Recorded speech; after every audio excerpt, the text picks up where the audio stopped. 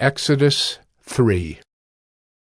Now Moses was keeping the flock of his father-in-law Jethro, the priest of Midian, and he led his flock to the west side of the wilderness and came to Horeb, the mountain of God. And the angel of the Lord appeared to him in a flame of fire out of the midst of a bush. He looked, and behold, the bush was burning, yet it was not consumed. And Moses said, I will turn aside to see this great sight, why the bush is not burned. When the Lord saw that he turned aside to see, God called to him out of the bush, Moses, Moses. And he said, Here I am.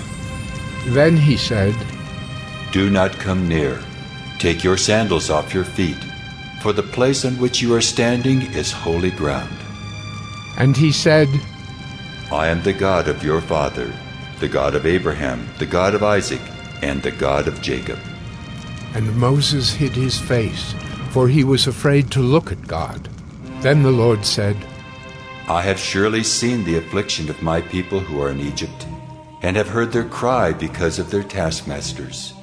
I know their sufferings, and I have come down to deliver them out of the hand of the Egyptians, and to bring them up out of that land to a good and broad land, a land flowing with milk and honey, to the place of the Canaanites, the Hittites, the Amorites, the Perizzites, the Hivites, and the Jebusites.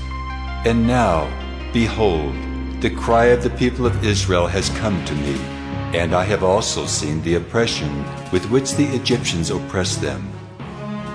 Come, I will send you to Pharaoh, that you may bring my people, the children of Israel, out of Egypt. But Moses said to God, Who am I that I should go to Pharaoh and bring the children of Israel out of Egypt?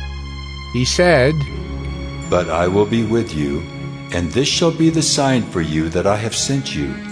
When you have brought the people out of Egypt, you shall serve God on this mountain. Then Moses said to God, If I come to the people of Israel and say to them, The God of your fathers has sent me to you, and they ask me, What is his name? What shall I say to them? God said to Moses, I am who I am. And he said, Say this to the people of Israel, I am has sent me to you. God also said to Moses, Say this to the people of Israel, The Lord, the God of your fathers, the God of Abraham, the God of Isaac, and the God of Jacob has sent me to you. This is my name forever, and thus I am to be remembered throughout all generations.